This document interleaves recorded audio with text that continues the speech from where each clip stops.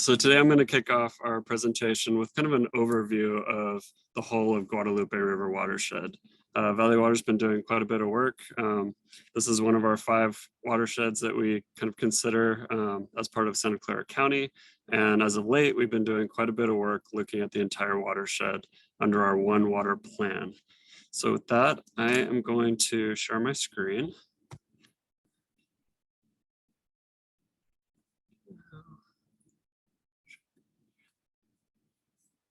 Just a sec here. Just want to make sure I've got the right one.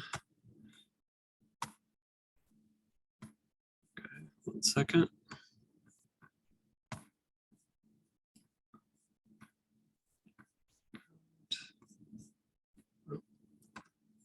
Hold on a second. It disappeared right when I tried to click it, of course. There we go. Here we go.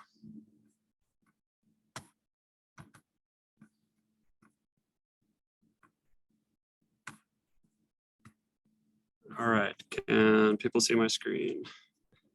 We're good, okay. All right, so the Guadalupe River watershed. I think that's why we're all here today. And again, I'm Brian Mendenhall. I'm a senior water resource specialist from Valley Water.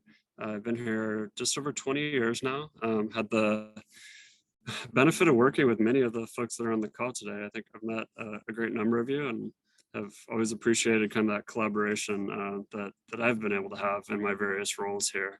And I think some folks are familiar with our One Water effort, but I'm going to give a little bit of background on it for those that haven't. So when we talk about this idea of One Water, this is really Valley Water's way of talking about integrated water resources management. So it's all the different uses of water for all the different people, creatures, habitats that need that water. So here you see on the screen, as I mentioned, kind of the way Valley Water breaks up Santa Clara County. And we consider these 5 major watershed areas typically. And so that includes Coyote Creek watershed, Guadalupe watershed, the creeks that make up West Valley watersheds, the creeks that make up Lower Peninsula watersheds to the far west, and last but not least, the Pajaro River watershed, which a lot of people just call South County. So Beverly, Morgan Hill, everything that drains down to the Pajaro River. So as we talk about this idea of One Water, really that just means the various uses of water. And oftentimes that term is used in water utilities. It means, raw water, recycled water, conserved water, all different groundwater, all different types of water. That Brian, you have static as you speak. I do, okay. Let me see if there's anything I can do. Well, now it's How is it now? It's good now. Okay, thank you. And so this idea of One Water, Valley Water has really just expanded upon that. And we've brought in the idea of water for flood protection or flood risk, reducing that risk from water, and also water for habitat. So with this program or plan that we call One Water, it's broken up into a couple different components. Our board of directors last spring adopted what we called our countywide framework, which is a countywide umbrella document that really provides guidance to our future watershed plans. So they adopted that as well as our first of 5 watershed plans, our Coyote Creek watershed plan. We're currently now working on our Guadalupe River watershed plan, as well as our Upper Pajaro River watershed plan. And then in the next, within this year, toward the end of this calendar year, we'll kick off our last 2 watershed plans, the West Valley and Lower Peninsula areas, essentially from Sunnyvale all the way over to Palo Alto. And so today's real focus will be on Guadalupe River. So with that framework that I mentioned, that really comprised of this guidance for the watershed plans, and that included a vision, integrated goals, and these 5 objectives. So the vision was to manage our water resources holistically and sustainably, to benefit people and the environment, in a way that's informed by community values. The goals really align with Valley Water's kind of 3 mission areas under our district act. And those are to provide reliable water supply, to provide improved flood protection, and to help provide healthy and resilient ecosystems. Now, to further break that down into something a little more meaningful, we came up with these 5 objectives. So we've got kind of the standards of water supply, flood, and stewardship or natural ecosystems, but also water quality and climate change.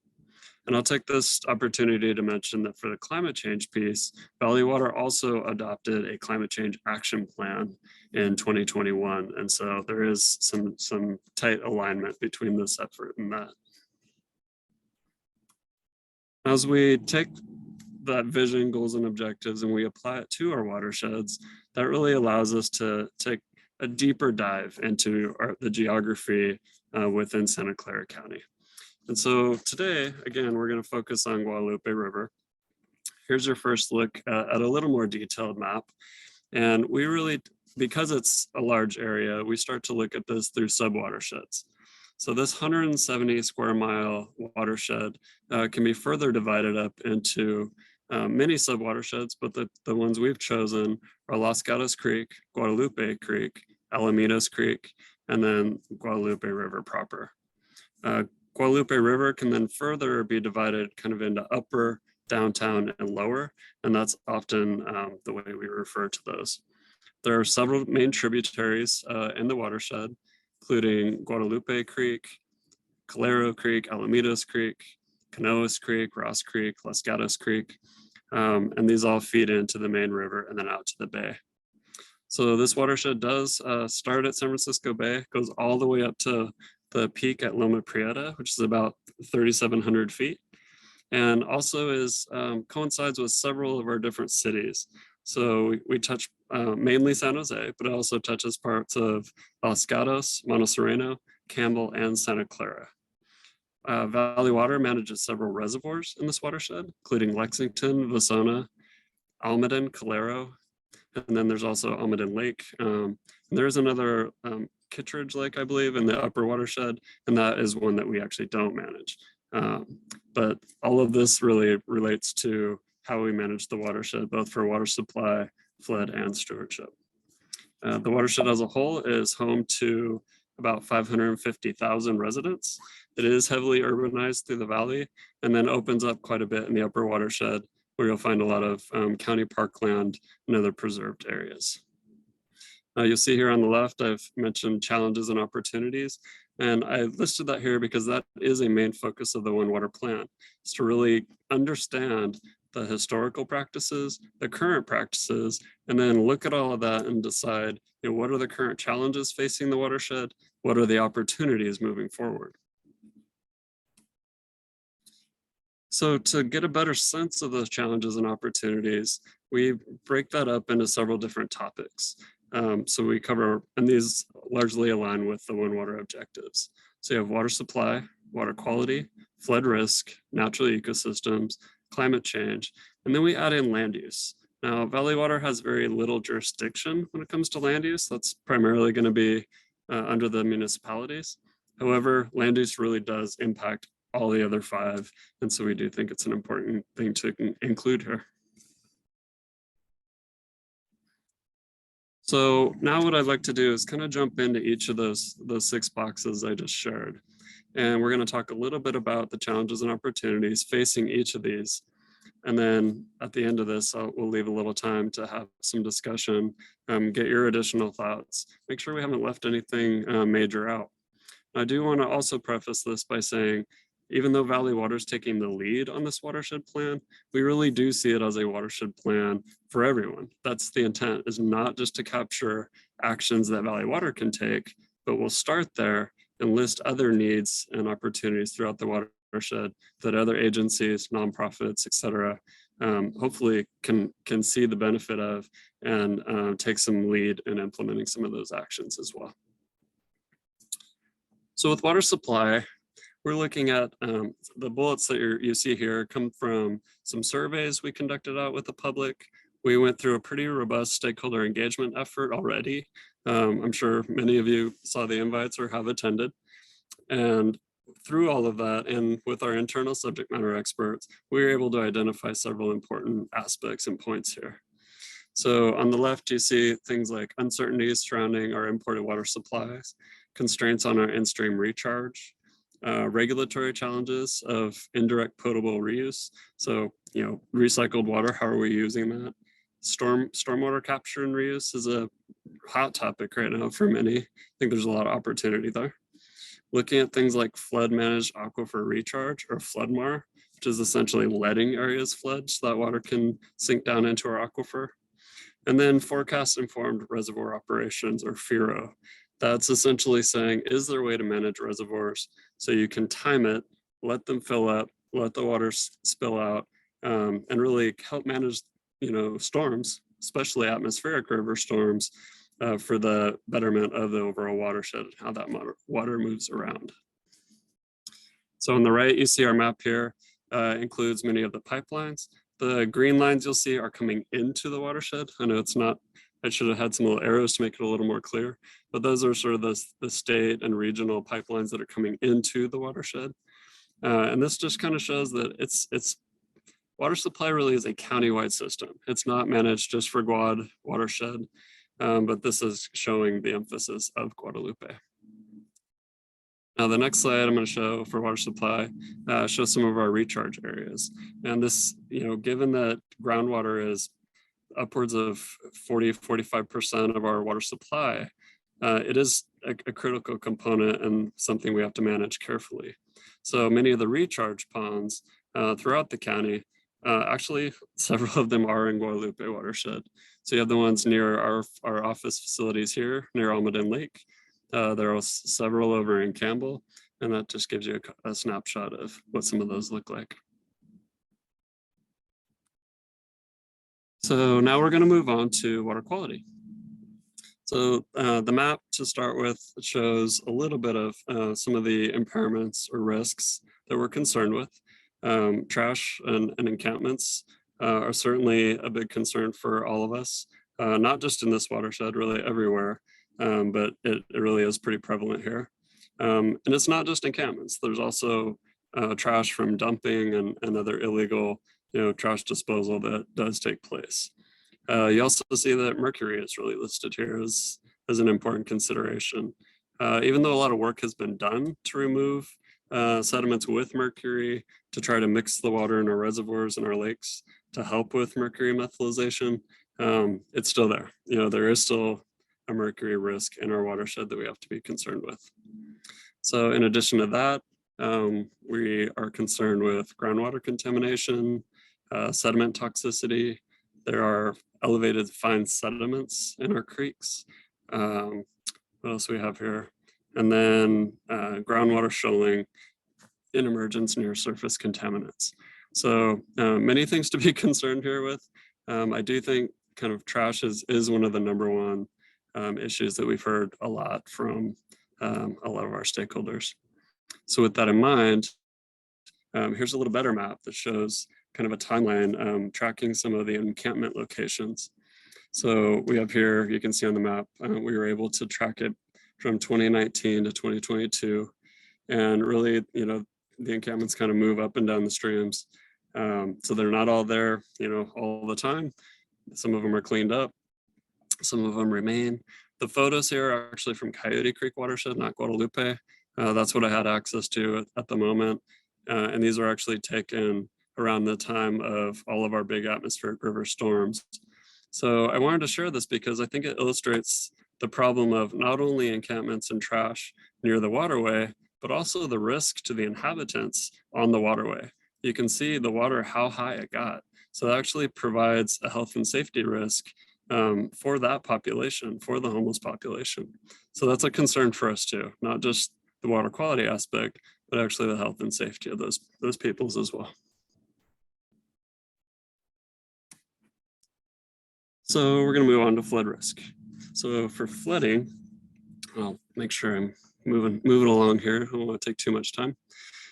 For flood risk, we're really considering everything from the upper watershed down to the bay.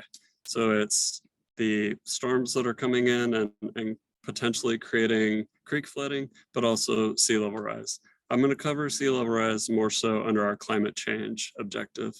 But you see on the left-hand side, some of the same kind of topics I mentioned earlier, flood mar. It's not just a recharge topic, it's also a way of managing our floods. So this map here shows the 100-year FEMA flood zone.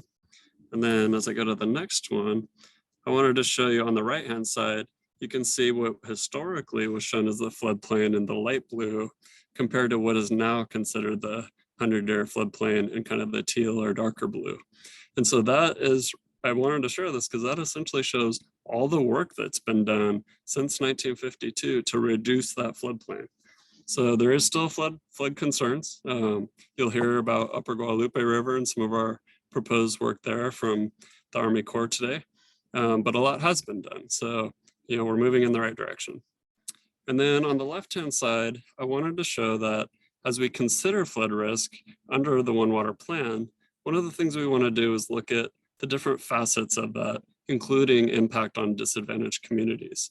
So really, can we or should we prioritize areas that have a harder time recovering, lower income, less access to services? Can we prioritize those before other areas that may not have as hard a time recovering? So that's part of the reason we show this map here. Now, natural ecosystems, we're going to cover the objective here. And so this includes everything from looking at protection of special status species, barriers to fish passage, non-native and invasive species, both plants and animals and fish, sediment supply and transport, poor water quality, wildlife connectivity, and then the idea that by doing kind of multi-benefit projects, such as a flood protection project, you can have additional benefits for habitat and water quality as well. So the map I have in this case, just to share some of the data we're collecting, is looking at some of our invasive species tracking and removal. So this is looking at plants specifically, gives you an idea of some of the work we're able to do. And I will mention that Valley Water maintains what we call our IPMP, our Invasive Plant Management Program. And that's something we're continually looking to expand on and get a better handle on some of these invasives. It becomes even more important with climate change, as a lot of these weedy species really thrive as conditions get harder for native species.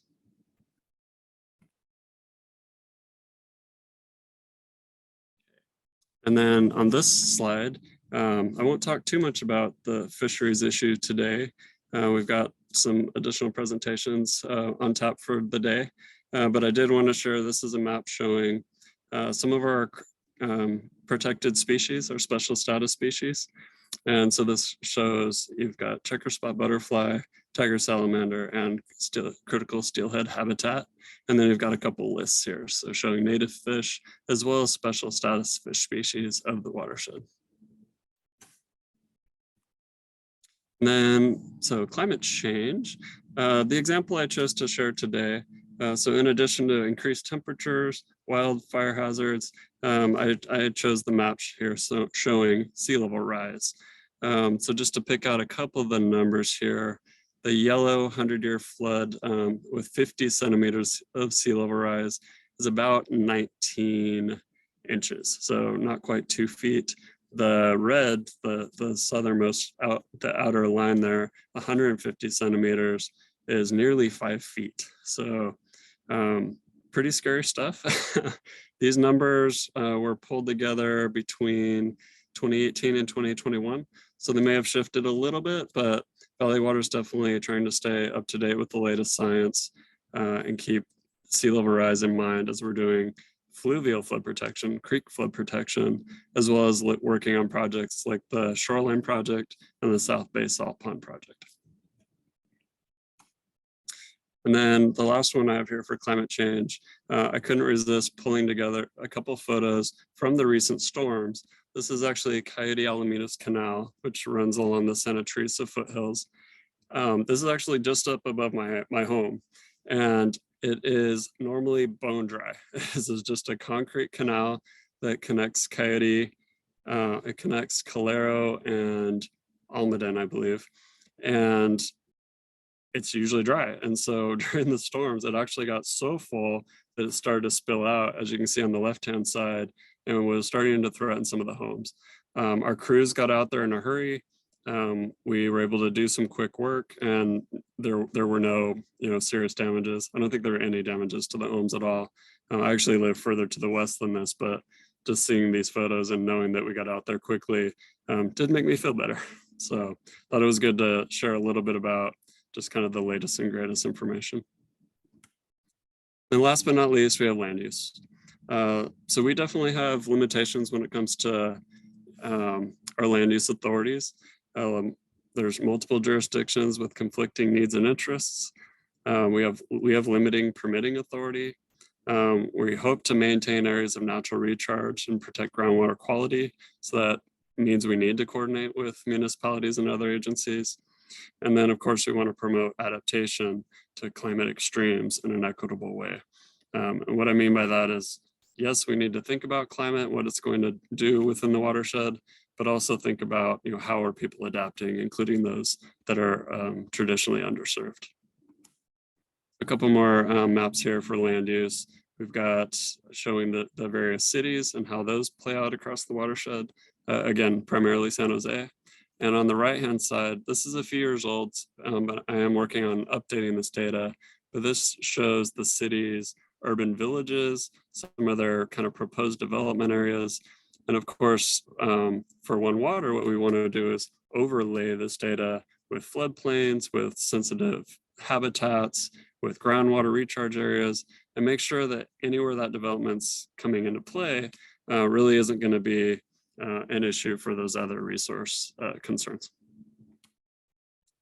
So our next steps are to conduct additional stakeholder outreach, such as today's meeting, and maybe meet with some of the environmental groups a little bit further. We really want to make sure we're understanding all the needs of the watershed as best we can.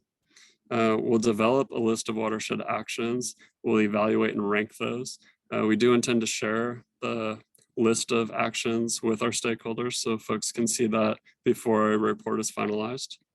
Once the report is finalized, we'll take that to our board of directors for adoption, and then we'll start the important work of actually trying to implement those actions. So my last slide here, I called this Integrated Water Resource Management and Innovative Practices. So I wanted to just throw out that there's a lot of interesting things happening. So on the top left here, you see what looks like a nice kind of boardwalk, a shoreline area, and then this funny little wall. Well, what that is what they call a passive flood barrier. So this is being implemented all over now, where you can actually build a barrier or a flood wall flat. And then when you know that you're reaching that capacity or that limit, you're able to actually raise that. So this is something we can do also on fluvial channels. You can do this at road crossings, you can do this on creeks. It doesn't just have to be on a shoreline. And Valley Water is considering this kind of approach in a couple of different locations. It's much less intrusive than having these giant flood walls kind of everywhere. And we know that the public isn't a big fan of that. So it's something we're looking at. The golf ball looking thing here is our Expand radar on top of the Peninsula water treatment plant. That actually helps us track these atmospheric rivers much more accurately. And I was talking to one of our hydrology folks, and they said, essentially we have stream gauge stations. We can track how much, or rainfall stations, how much rain is accumulating at certain locations, but there's often gaps between those. So we're not sure how much is coming in certain areas. These radars help us with that. They fill in the gaps. And then lastly, we have the goats. So I just thought this was a great example of kind of using nature to help us do the work. So we've actually used goats to help trim the grass, suppress some of that fire hazard along certain creeks, and that's worked pretty well for us. So with that, I'm all done, and I'd love to take any questions you might have. I may have gone over a little bit. Thank you for your interest.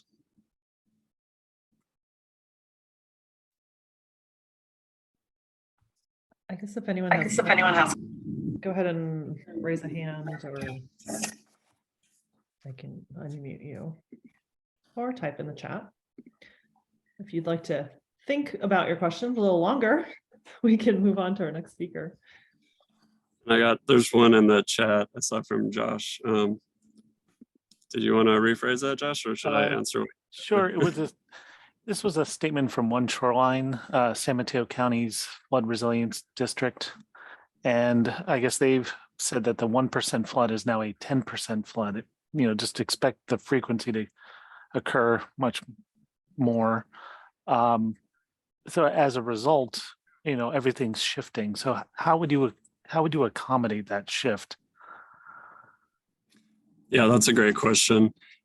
I'll say that I think we're still working with that. We're still trying to figure it out. But we're definitely aware of some of this analysis. We'll also say something like a 100-year flood is now like a 200-year flood, right? So it's could be twice as bad or could happen twice as often, I guess is the way to appropriately say it. So we're trying to build that into our modeling. We're considering that. And then, but I think a lot of it really just has to do with being prepared. So it's, having the updated forecast methods, trying to be able to track it more accurately, having those X-band radars. That the radar I showed, the golf ball, is one of many. So they're putting them up all throughout the Bay Area, and eventually they'll be on a connected network that NOAA actually helps oversee, and Scripps Institute, I believe. And so they all connect, and that we can basically get informed regional forecasts that'll be better. But yes, we need to consider it as we're actually building new flood projects, but it's a combination of that plus the improved forecasting and just trying to have it all balance out.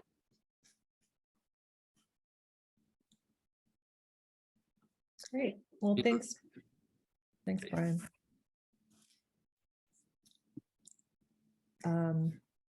So pass it on to Steve. Yeah, let's pass it on to Steve Holmes, South Bay Let me Clean get Creeks my Coalition. screen up.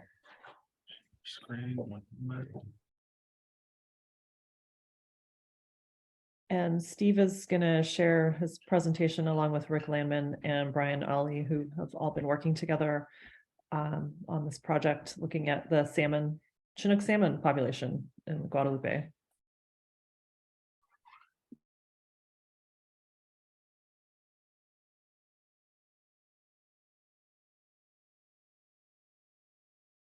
From the beginning. Okay. Do you all see that? Yeah, Good. So I'm going to hand this off to Rick. thanks, Steve. Thanks first to Junko for organizing this. This is a publication, peer-reviewed scientific journal, the first physical evidence that Chinook salmon are native to San Francisco Bay tributaries below the Delta. And in fact, that they're native to the Guadalupe River watershed based on ancient DNA analysis of archaeological specimens from the Mission Santa Clara, circa 1800. And we'll quickly go through this, and then I'll turn it back over to Steve and Brian.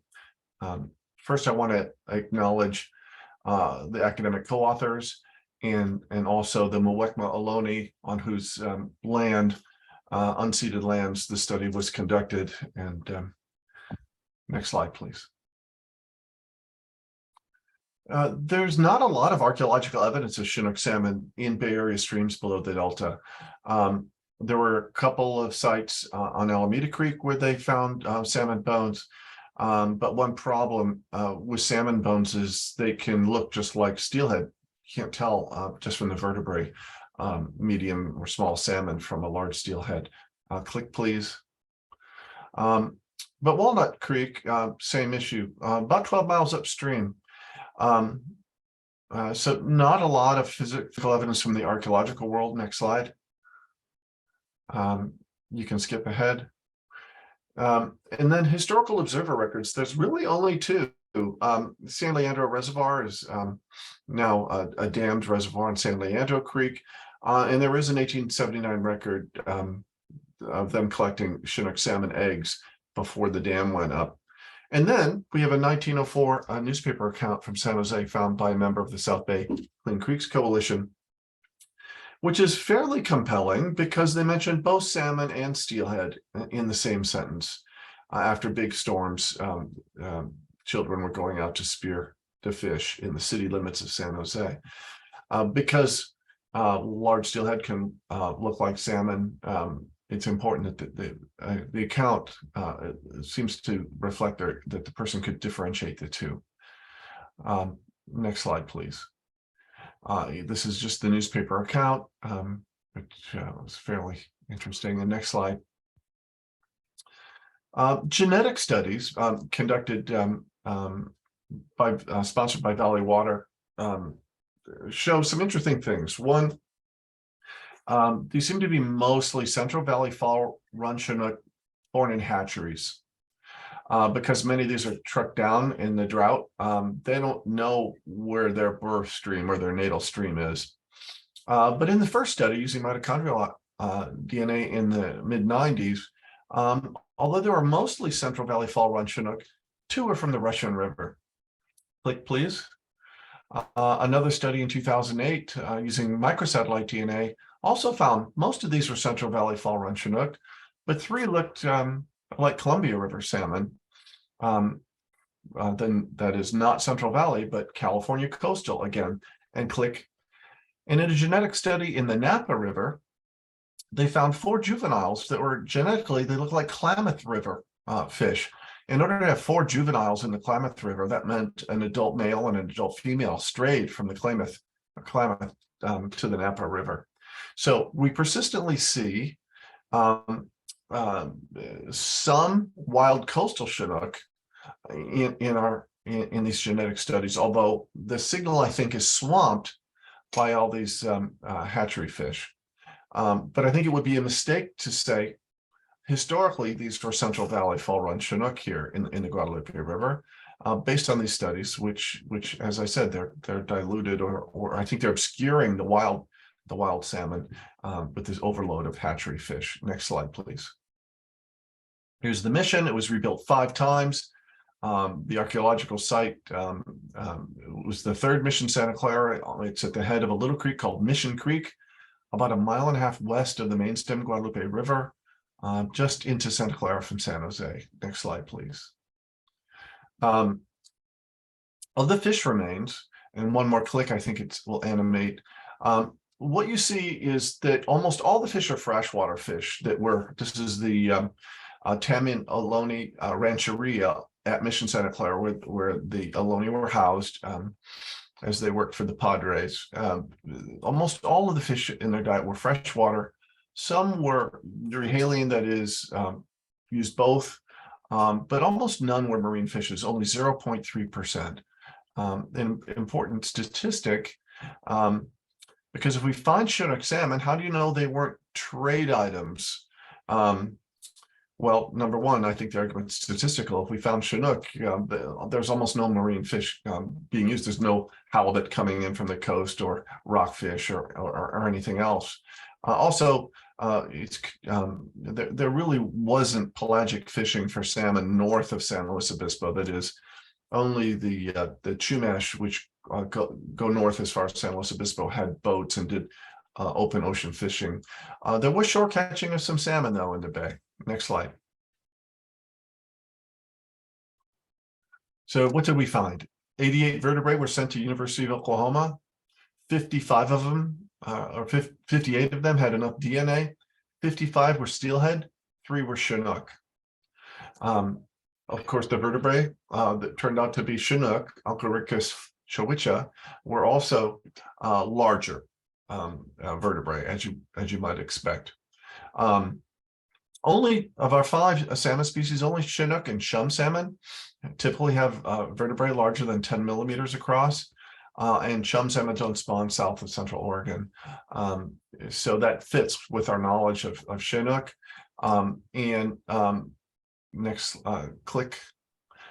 We also went deeper with the DNA and found that these were 3 different Chinook salmon. So not 3 parts of one individual, but 3 different individuals. So why is this important? It's important because Chinook salmon were native historically. We could not resolve genetically whether these were California coastal Chinook salmon versus Central Fall Run Chinook salmon. Just wasn't the data, the DNA quality wasn't high enough, or the quantity insufficient. the strays, though, the wild strays are clearly California coastal. The steelhead that use the bay's tributaries are coastal. They're not the same as the Central Valley steelhead trout. So the Chinook probably were once coastal. We have important runs. Steve and Brian will talk about it ongoing. Because they were historically native, they need to be protected. We need to keep improving the streams. The big question, though, that this poses is, are the salmon we have now a self-sustaining run? Are they being born in the Guadalupe watershed, which includes Los Gatos Creek and Guadalupe Creek, or are they just new strays every year that are coming in? And I'll let Steve start to address that question. Yes, real quick before we change the slide. It was Roger Castillo's video of a salmon trying to leap over a barrier probably 12, 13 years ago, unsuccessfully. That was the thing that got me interested in our local waterways, and obviously moved on with the Chinook. I'm Steve Holmes with South Bay Clean Creeks Coalition. I'm the executive director and founder of the organization, and wanted to get into kind of some of the fun. And that was the salmon run this last year. On the left, that's a 35-inch Chinook, and we found that on Los Gatos Creek. We had about 4 that were that size. And on the right-hand side, that is a barrier that's right north of Campbell Avenue on Los Gatos Creek. And you can see that large salmon is trying to leap up and over unsuccessfully. So as far as this year's run, we would have to classify it as a good run. In the past, we'd see as low as 100 fish. This run, we saw 300, and we were able to harvest 51 fish, 16 that were of a hatchery variety, and then 35 with an adipose fin. We also saw Chinook in San Tomas Aquino Creek and Coyote Creek with help from Valley Water on the Coyote Creek fish. But our focus was mainly on the Guadalupe watershed and has been for the last 5-6 years. Funny as it is, when you look at that video and see no salmon come up, the only thing that we're really missing is a big grizzly that could be consuming that fish as it flies up. So on your right, this is that same barrier. And right now, as that camera pans down, you can see there's a Chinook salmon that's expired after trying to leap over into that, and move up further on Los Gatos Creek towards San Tomas Expressway. They cannot get further than that. There's a 20-foot barrier that they cannot leap over. But what we're going to be doing is we have contacted McBain and Associates. We're going to be doing a restoration project in that corridor. The land is owned by private property owners. And so we're going to be addressing the fall, try and take some of the height out of it so that the fish can move up further versus, finding them trapped in the rocks and passed away. So that's going to happen in 2024. This may be rudimentary, but I want to explain it because some people may not know. If you look at the 2 fish tails and you look at the lower one, there's a red circle, and that is an adipose fin. In the top one, you see that adipose fin is missing. And what is happening is when the hatcheries release their fish, 25% of the fish, they snip that fin. And then to the left, you can see what looks like a fingerprint with a little sliver on it. Well, that's a coded wire tag, and it is sort of inserted into the forehead of the fish. And then it tells age of fish, hatchery it came from, and other vital stats about the fish. And so when we're out there and we find a fish that presents like this, where there is no adipose fin, we take the head, and then I did actually do this morning, hand them off to CDFW, their fisheries biologists, and then they remove that tag and can tell, give us the data points on those fish. We also do data mapping, and this has been kind of a fun aspect because we have survey 123, and we have all of our people that are out in the waterways. When they find the reds, the carcasses, and live fish, they're recording these. And so we've seen fish along the main stem of the Guadalupe, Los Gatos Creek, Ross Creek, We've seen fish up Alamedas Creek and up Guad Creek too, over the years. And I was going to say at the top, you can see there is the link to get to it. If you'd like to look at those, they're on our website, and you just follow that path and that will get you to where these maps are. We have not put up this year's map. We're in the process of finishing it, and it'll be up probably by the end of the week. We also do a community outreach thing. And the thing that we found was that prior to launching this effort, the Chinook run was known to few, but it was exploited by many. And so the goal was, we're going to start talking about these fish. And when we first started doing this, I would go to a meeting and I would ask, community meeting, did you know we have salmon in the watershed here on the Guadalupe? And people would look at me with this odd look. And really the only people that knew of this were, people that were going down there and, poaching the fish or, whatever, didn't have good intentions in mind. So we wanted to get this information out. And so each year we do a community town hall meeting, bringing all sorts of people in, that many of which will then join our teams that go out and monitor the streams with us.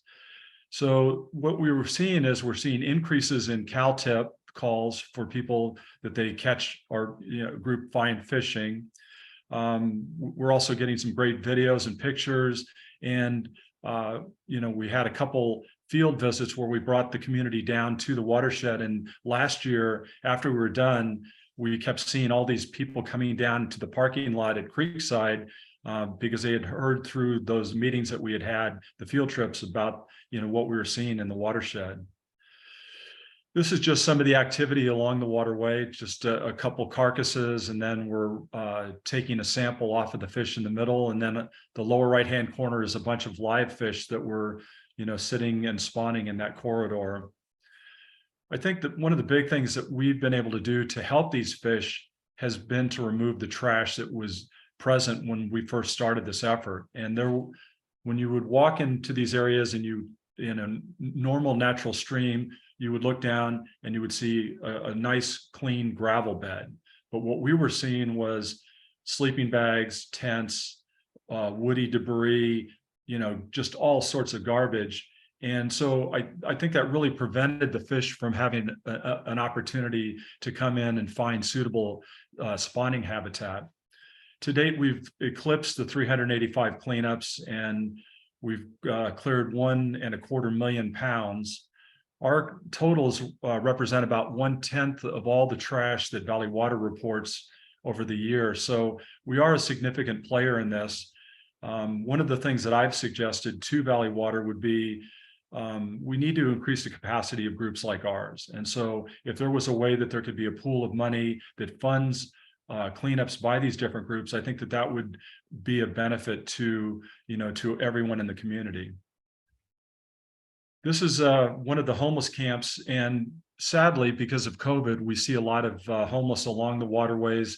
They stopped doing any abatement work, and then there was the fear of not having a place to put them. Hence, it puts the city and Valley Water and other agencies in harm's way from potential lawsuits. So having transitional housing is kind of going to need to be the key if we're going to see this movement away from our waterways. But understanding that the homeless were there, and we do cleanups when we'll come in, like the encampment that you see here, we actually did a cleanup around his camp with him, helping us. And then as you go down the waterway or you go upstream, but our concern was that some of these fish are getting poached by the camps.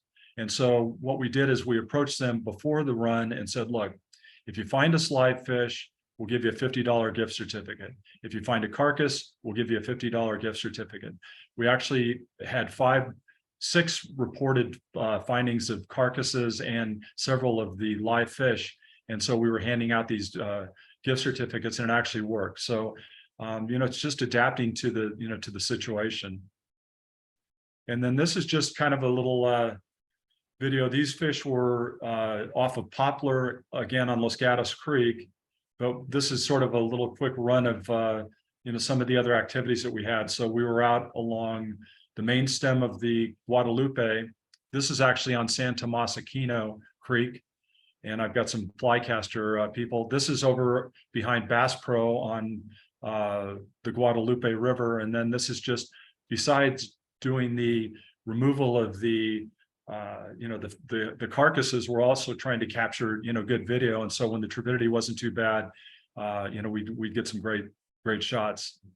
But we have a crew of probably about 25, 30 people that come out in support of this. And, we had a great year, and it could be a complete miss because you'll have situations where the fish are in and then a storm will pulse and all those tired near-death fish are pushed down through the waterway and we never recover them. But this year things were worked out well. And with that, I'm going to hand it over to Brian Allee.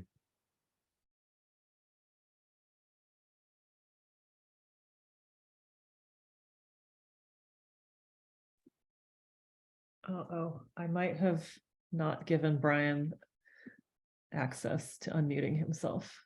Well, we heard him talking earlier. Brian, can you try again? Yeah, there we go. Can you hear me now? Yeah. Excellent. Thank you very much. Okay, so great introduction by Rick and Steve. And thank you, Junko, for the opportunity to be here this afternoon. And my name is Brian Allee. I grew up in Oakland, went to Cal, and then went to graduate school, got a PhD in fisheries and worked in Alaska, Washington, Oregon, and now in California. So I've looked at a lot of streams that are natural systems, no barriers, that sort of thing, good habitat, all the way to some poor habitat and impacted streams of various kinds.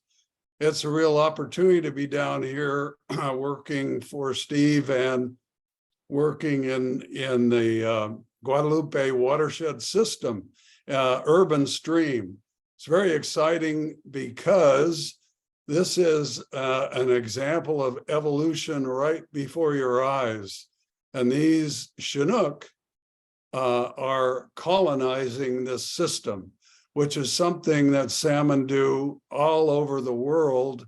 Certainly, I'm saying on the Pacific coast and in the Pacific Ocean. So the short-fast ice is melting in Alaska. There are pink salmon and chum salmon that are moving into new habitats because of that. This is a natural phenomenon.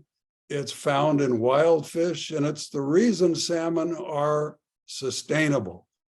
And it's a wonderful model for sustainability. And it's a genetic balance between straying and homing. And you've all heard the storyline about salmon homing to their natal stream. Well, not all of them do, and thank goodness for that, because we had a huge earthquake in Alaska in '64, and Prince William Sound, some of these streams raised 20 feet in the air. And so if it wasn't for straying, you wouldn't be able to colonize these systems. Mount St. Helens blew up in Washington, and the river there that was impacted, the Toutle, was wiped out for coho. There are populations at sea, and there are also strays. So the very next year, they started moving into this system. So it's a normal thing for salmon. There's, salmon returning on their way home, essentially. So what we've found so far, we've tried to understand, well, who in the heck are these Chinook that are coming back to the Guadalupe system? Pretty fascinating. Some of them are marked, like Steve pointed out. They have a coated wire tag in the nasal cartilage of the nose. They chop them off and decode them. And we found most of the fish are from the McCallum River, some from Feather River, and they're all from remote releases. And most of these remote releases or releases that they had to do in the main river downstream were done because of serious environmental problems with the hatchery, i.e. they were out of water or the water was too warm. The other locations, for one reason or another, don't imprint the fish. The methodology that was developed in Washington and Alaska is you imprint them for 2 weeks and then they tend to return. But in any case, the straying, as we said, that occurs in populations is found in wild fish. And Rick's explanation of that was quite nice with previous studies. So there are a mixture of fish, including hatchery fish. The reason we can speak with authority about hatchery fish is the coded wire tags show that they're from principally the McCallamy River. And then more specifically, as you follow the code, they're from these remote releases, which are on the coast or inland. So what we want to do is find out the unmarked fish. What's the natal story behind them? And the interesting thing is there's a couple of ways to look at this. And so I've done lots of work with universities throughout my entire career, which is almost 50 years now professionally. And so we are working with the UC Davis and Dr. Rachel Johnson, who is doing some very innovative work and is developing isoscapes with sodium or strontium stable isotopes 86 and 87 to help understand what watersheds and where these fish are moving in their life history as juveniles going to the ocean. That was the first slide.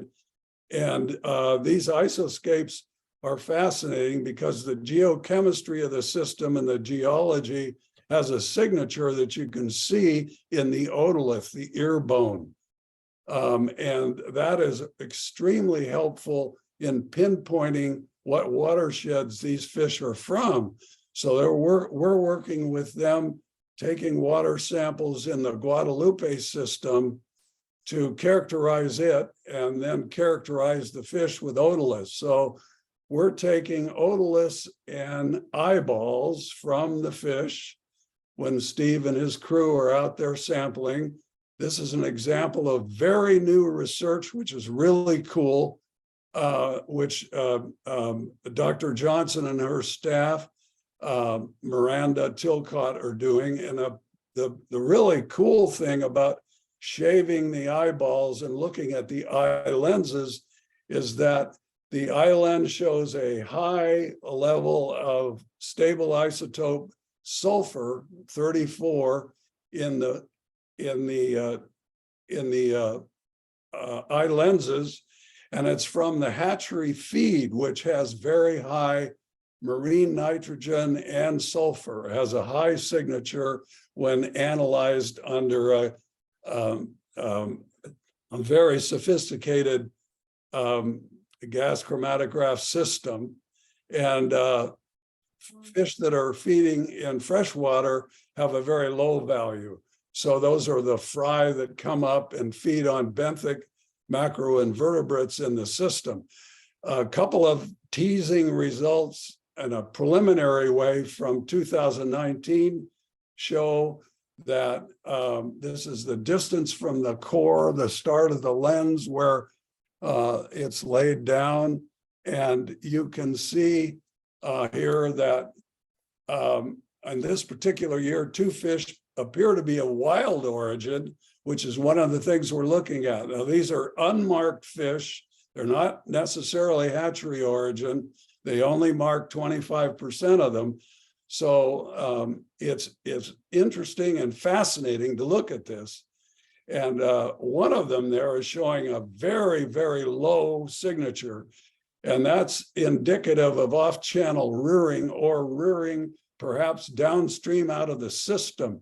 What she is saying when they're working with Central Valley fish farther up the watershed in the Sacramento, this is like the YOLO bypass fish that sometimes rear there after they're released from the hatchery. And they show that a low signature, and that she's calling off-channel rearing. So that's one of the things we're interested in with the eye lens work, to tell us the natal origin, hatchery or wild. But the strontium stable isotope ratio 86 and 87 can show us if there's evidence of off-channel rearing, and if there's a unique geochemistry signal there, it would show up and help us understand exactly what's going on when they're released or when they're moving throughout the system. And so that's the beauty of conducting this research, but it takes a long period of time to get enough sample size to make any conclusive statements about it. This is just the start, 2019, very small sample size, but absolutely fascinating. And if you use otoliths and ear and eyeballs and the eye lens, you can really collaborate and understand so much more about these fish. So it's really fascinating to me to discern what's going on in these populations as they move in and move out, stray and colonize systems. And I just encourage you to follow this work and think about it. It's really very cool. Fish returned to Lake Merritt, for instance, in Oakland, where I grew up, for crying out loud, and they're colonizing in that system, which is absolutely amazing. But they're all over South Bay, and so it's an exciting time for fisheries, in my opinion. So anyway, I think that's pretty much That is it. and maybe I've gone over. I apologize. Thank you. That's all right. Thank you, Brian. All right. Well, I think we have time for one question for Rick and Steve and Brian, and then we'll move on to Daria's presentation. Looking for hands. Okay, I don't see any right now. Well, thank you very much. That was actually really fascinating. I've heard a little bit about the Chinook, but I had not seen the last portion at all. So thank you very much. I'm going to now pass it on to Daria to introduce herself and bring some information to you on the Upper Guadalupe Flood Protection Project. Daria?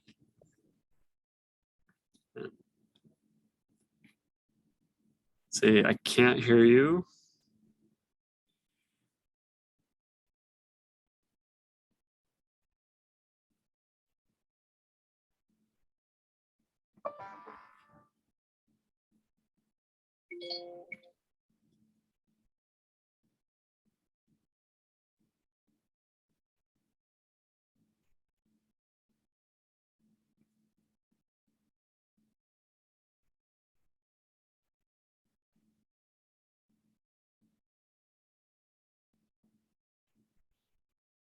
I know you're working on it.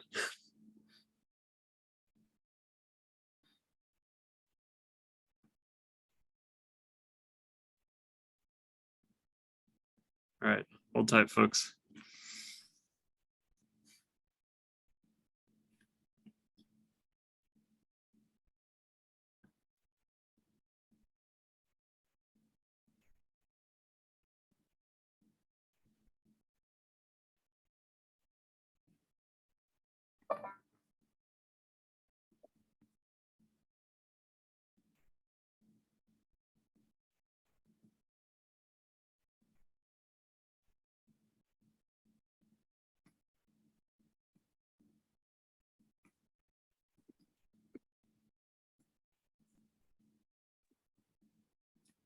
Now it says you're muted. Can you try and unmute one more time? How about now? Can you hear me now? Yes, thank you. Yes. Okay, great. The Corps of Engineers has a lot of security on our technical stuff, which can make it hard to communicate sometimes. But fun fact, I also went to Cal, where I was roommates with Rick's son, James, who's a good friend of mine. And I've worked with many of you through various capacities. So really great to be in this group all of whom are doing such interesting work. And I am excited to share about the project that I'm leading, which has been going on for a long time now, but we have some exciting updates. And let me share my screen. All right, can you see my slides? Can't see the chat or the emoticons, but if somebody could Yes. give me a verbal yes, that'd be okay, great. So I'm gonna jump right in, and if someone could give me like a 5-minute time check when we get there, that would be great. And hopefully, okay, so I have an ambitious agenda. We'll see how far we get. I'll try to move at a quick pace. But we are talking about reconnecting floodplains and urban environments here on the Upper Guadalupe River as part of our new recommended plan. So I'm excited to share that. The Corps has a kind of refined approach to our benefit calculation and comparison that is emphasizing more the holistic aspects of how can we provide multi-benefit projects that not just look at economic development, but also life safety, the environment, and environmental justice. We've been engaging heavily with tribes on this project, as this is a significant area for tribes. And so we have some opportunities to include some culturally sensitive and basically significant plants in our project. And so we've been working with them on that. And we also have recreation opportunities here because we have this urban landscape with inconsistent access to the river. And so we want to be able to enhance access and recreation and trails if feasible. And basically, you know, spoiler alert, our new plan that we've developed in partnership with Valley Water is over $350 million cheaper than the previously authorized plan. We believe that it's also more implementable, and we're excited about the innovative aspects that it has, and it's been getting a lot of traction in Washington. Our chief of engineers is really excited about it in particular. So I did want to start by acknowledging that the study takes place on the unceded ancestral lands of the indigenous Tamian-speaking people who are still connected to their homeland of the Santa Clara Valley and the Upper Guadalupe River today, and pay my respects by acknowledging the Bay Area tribes continue to have a vibrant language, culture, and relationship with the lands and waters of the Upper Guadalupe, one of deep respect, agreement, and reciprocity, and honor that ancestral grounds that we occupy and are committed to meaningful partnerships with the tribes at the Army Corps of Engineers. And so by doing so, we hope that we can address the legacy of colonialism and include tribal perspectives while planning the future of the Upper Guadalupe River. So diving into how we got here, the Upper Guadalupe River has existing flood risk for the communities, both coming from the river, but also the tributaries, Ross Creek and Canoas Creek. We've been studying this for a long time, since the 80s really, is when the initial reconnaissance study was started. And we completed the study, we authorized the project, we even began constructing that project, starting with plantings to improve the river conditions for fish. But as we were finalizing the design, we realized that the velocities of the with project condition were going to still be too high, and that it was going to create kind of untenable operations and maintenance costs related to erosion that would result from these velocities. And so we decided to come back to the drawing board and reevaluate because we didn't think that the previously authorized plan would still be economically justified, given some of the additional things that were going to need to be added to address the velocity and the cost to mitigate the impacts of fish for doing those things. So when we dug back in, and I always like to start with a picture of floods. This here on the left is Willow Street Railroad Underpass in the 95 flood, and you see Highway 87. And so this is a flood risk management project. We do have authority to add recreation features up to 10% of the total project cost where justified. But in re-evaluating, we really wanted to look at it holistically in terms of not only alternatives to manage flood risk, but how can we improve the environmental quality of this area that we know is habitat to threatened steelhead, but also the social impacts. And when we started, the San Francisco district where I work had just begun an engineering with nature proving ground to really advance the ideas of engineering with nature, which have been happening for a long time. But so when we looked at that, we tried to think back to the historical channel and how it evolved and how that impacted the conditions today, and let that inform some design concepts that we would look at as part of this new iteration of the study. And so, you know, this is an image of the historical river, and by the turn of the 20th century, a canal was created to connect the historical Guadalupe River in the south to the Arroyo Seco de Guadalupe in the north to create what we now call the Guadalupe River. And you can see in blue the roots of these historical channels that were diffused and spread and disconnected, and in white you can see the connections that we humans made as we settled and drained this part of San Jose. And on the right, you can see a conceptual drawing of what the channel might have looked like historically. Pretty shallow channel. If you sit on the bank, it would have been just a few steps down to the bottom of the channel. And then as we connected these streams, we steepened their course, sped up the water, funneled all the water into the channels, which caused them to erode and dig down, which is what you see now. Steep eroding banks in a channel that's 25 feet sometimes below if you stand on the banks. So here's just another image that shows that channel evolution over time, you know, where we used to be up here to where we are now. And this is sort of what we're trying to get to here with some of this engineering with nature design concepts that we're advancing. Okay, so the flood risk. So this is a map of the 1% annual chance event flooding that we did. And it shows the flood depths and velocities and the extents of the flooding. And so floodwaters break out of the channel at several breakpoints in this event on both sides of the channel, as well as on Ross and Pinellas Creek confluences. So river reaches 7 and 8 here. These are the most constricted and kind of problematic from flooding reaches of the whole main stem in this study area. They have 2 bridges, Willow Street and Alma Street bridges in reach 7 that have the least capacity and are pinch points that really cause floodwater to break out.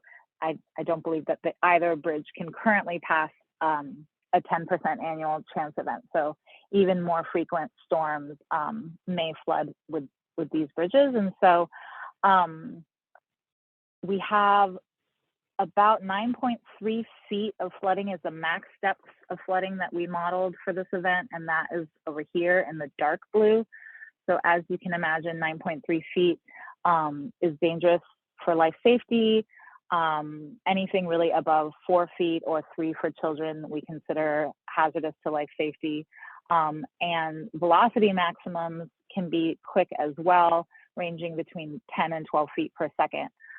So it's a flashy flooding system in this area.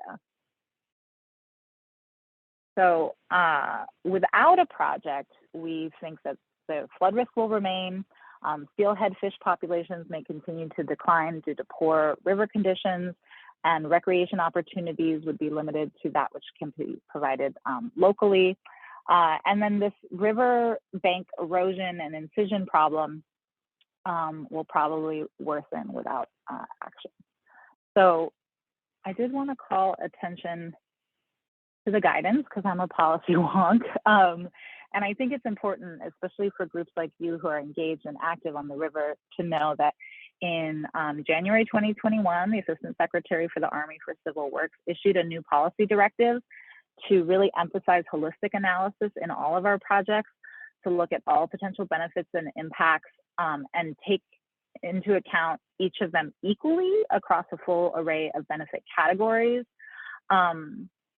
And so these are the categories that we define, and they can be flexible based on the study area. You know, what metrics we use will vary based on what's significant in the area. So in this system, environmental quality, really fish habitat and water quality for fish are important, as well as environmental justice. We have a lot of socially disadvantaged groups in this area and environmental justice issues. And that deep flooding area that I pointed out in the last couple slides ago, that is in a socially disadvantaged area. So that, you know, Brian was talking about it earlier, where you have poverty or people without vehicles or sharing multiple vehicles or aging demographics or people who don't speak English as their first language. All of these factors can really worsen the impact of a disaster, as people maybe can't evacuate as easily or have a harder time bouncing back and recovering after a disaster. So we do need to take these things into account in analyzing our proposals and the benefits that they would provide, and make sure that we're serving those historically underserved communities. And the national economic development, this is really like flood damages avoided in this area, which is densely populated. We have a lot of those, so we have a robust benefit to cost ratio on our new project. And then we also look at, you know, how many jobs are we creating, and that regional economic development as well. So we looked at an array of types of measures. So we looked at traditional flood protection structures like flood walls and levees. And the previously authorized plan had big segments of a bypass channel to route overflow floodwaters away from the river. And a big part of why that concept was leaned into was this desire to retain existing mature woody vegetation to make sure that temperatures were lowered. And there was a sense that we can't revegetate in heavy clay soils. Under this new study, we also looked at nature-based features. So here is this concept of, okay, if we can widen the channel, but in a way that's fish friendly, that provides floodplain reconnection and replanting along the stream banks. Valley Water and the Corps have worked really hard on coming up with some best practices for revegetating in the soils in this area, and have shown some success. So you do get a short-term impact from maybe this tree being taken out, but then over time you get a more holistic ecosystem that can regenerate naturally and function and not have the same channel instability issues, because you have a more gently sloping bank that's better for fish and not as prone to erosion. And then what it does is, when you get high pulses of flows coming through during events, that floodplain gets activated and you get to spread and slow the flows, which really helps with the velocity and erosion issues, and just more channel complexity. We also looked at non-structural measures, which the Corps thinks of in terms of how do we get people out of harm's way or avoid the damages when the waters come through. So things like zoning, buyouts, flood warning systems, evacuation plans, risk communication. These can be combined with structural measures or done on their own to help with that life safety aspect. A lot of times, some of these things like the evacuation planning, risk communication don't cost a lot of money, but they can really make a big impact. I think we saw that with the last storms that came through, the unhoused people who are living in the channel.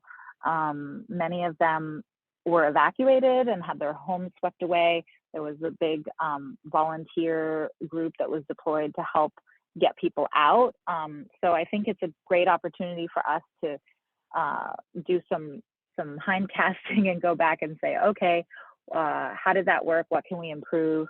How can we communicate that risk? Are there certain areas that are so high risk for life safety that maybe we should just try to keep those areas clear because of that? So we're gonna continue working with the city and Valley Water on just seeing if there are ways that we can deploy some of these types of strategies as part of a holistic plan.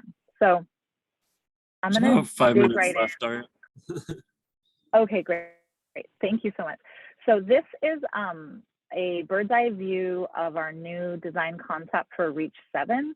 So we do have some gravel augmentation targeted, which is good for habitat, but also grade control and, you know, this is a sediment starved system, so that should help. And then the floodplain bench with plantings throughout on the right bank. And what's interesting here is that even though this area is so densely developed and real estate prices are high, because we had this previously authorized plan from the 90s and Valley Water has already purchased a lot of the real estate to build a bypass that was previously targeted for this area, we are now instead pursuing this floodplain reconnection in the area where the bypass would have been. So it's a great opportunity and way to kind of do this floodplain reconnection, which a lot of times is prohibitively expensive in densely populated urban areas. But in this case, actually is the most cost-effective measure, which is pretty great. And a lot of that is because we're doing this holistic engineering with nature approach that is going to restore riparian forest, which is a rare and significant habitat type for the area. So it has a lot of benefits instead of something that we then have to go and spend hundreds of millions of dollars mitigating the impacts to fish. So we're really excited about this approach and see it as a potential model to replicate through projects across the nation. So here's a side view of what I'm talking about. So the pink line is the current channel configuration at this location. And so all of this is, you know, part of the bank that will be excavated out to lower it and reconnect it to an elevation that can be activated as a floodplain bench. And here's another cross section in a different area. So this is expensive to do because of moving all the soil, and like Brian talked about earlier, there is naturally occurring mercury in the soil, which can make it really expensive if we were to have to move it off site. But we think that we're going to be able to reuse some of it on site, capping with clean soil and making sure that anything that's going to get wetted regularly doesn't have dangerous mercury concentrations, so that it'll manage that mercury risk. But also hopefully avoid having to truck all of that sediment to a disposal location. And I will say that the new plan is a much smaller footprint of work in the main stem, and so that has also contributed to the reduced cost, is that we're not going to be doing as much excavation as we would have with the old bypass plan. Okay, and then the tributaries are important as well, because they weren't tributaries originally. They were, it was like a marshy stream, if you think back to that image from earlier. It was a marsh that was ditched probably for agriculture and then connected later to the river. And a lot of the culverts and crossings of both Ross and Canoas Creek are undersized. And so they also provide pinch points similar to the bridges that I talked about. And so we're going to be widening culverts and improving crossings to remove those pinch points. And we also have under capacity on both creeks, but because we have Holmes, you can see here, Holmes just like abutting the creek. This is an area where we are looking at floodplain or flood walls to increase the capacity so that the creeks don't flood into all these backyards. And these areas were all on flood alert, on standby, ready to evacuate during the last storms, but they didn't have to. But this area is very high flood risk. So this is the before and after of our proposed plan. So it's a very effective plan. It manages 95% of the damages. Our next phase is to try to optimize the plan, see if we can get rid of some of this residual flooding and squeeze more net benefits out of the project. But you don't often see a plan that gets rid of 95% of the damages. So it's a very effective plan already. And I did want to say that we've been really trying to engage meaningfully with communities, especially the disadvantaged communities in our area, and make sure that there's a significant role in the decision-making process, which is essential to water equity for the communities that we serve, so that we can all be resilient in the face of floods.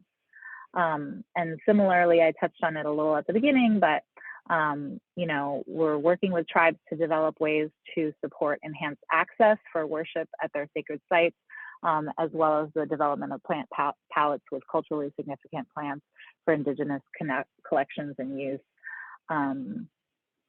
And I'm going to skip these because I know I'm almost out of time and you guys all know all this stuff already. But we are looking at opportunities for trails and connecting to existing trails. We're going to see if it's economically feasible to do a rail to trail conversion here on this abandoned railroad bridge, but we're really trying to think big. And so the bottom line summary of the project is the new project is estimated to cost $152.8 million. All 11 critical infrastructure locations that are in our study area would no longer be at risk. It reduces the risk to life safety very well. It would give us 21.6 million annual benefits to the national economy, so that's annually. And we would have 30 habitat units of riparian habitat as an increase as a result of the project, plus increases in aquatic rearing and spawning habitat. And we would create 555 jobs with 59 million in regional gross regional product, and serve environmental justice well. So sorry for rushing so much. I'm happy to answer any questions if we have time. And I provided my email earlier, and I'm happy to chat with folks separately if you have follow-up questions.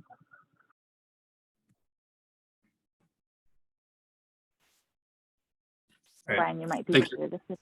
Oh, good. Okay. Thank you very much, Daria. Yeah, sorry to rush you.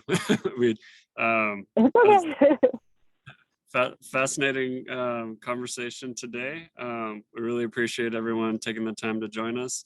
I'm going to hand it back to Junko, see if she has any parting words.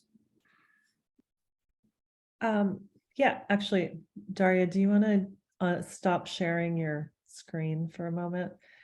And Yes, I do. yeah, just thank you to all of our speakers today and to all of you who joined us for this lunch hour.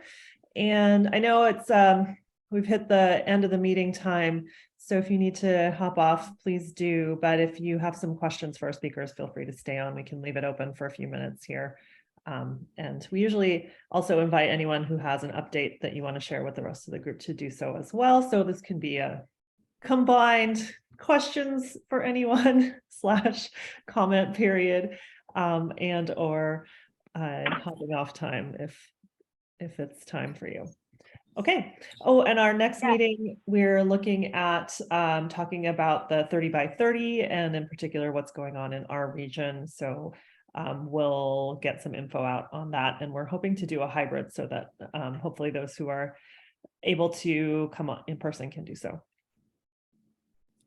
All right, and if anyone has I see some questions in the chat. So the life expectancy of the improvements. So we do our economic analysis based on a 50-year project life, but we do know that our projects tend to last much, much longer, though we do expect there to be some need for maintenance or rehabilitation or repairs after that 50 years.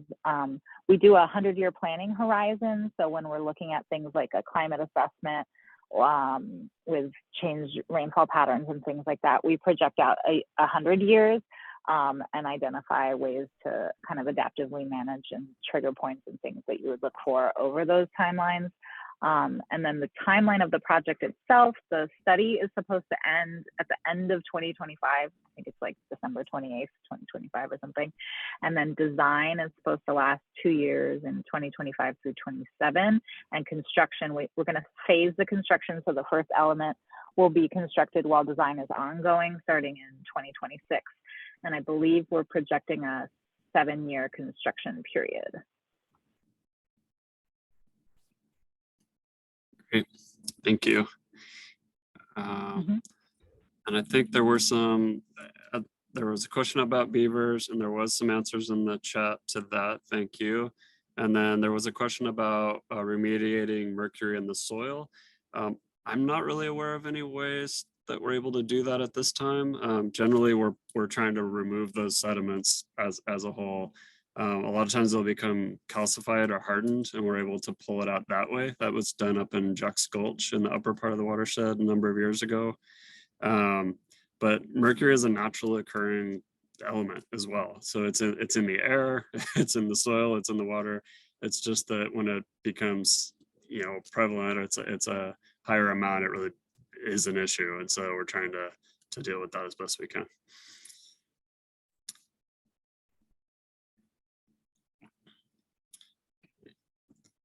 Any other questions?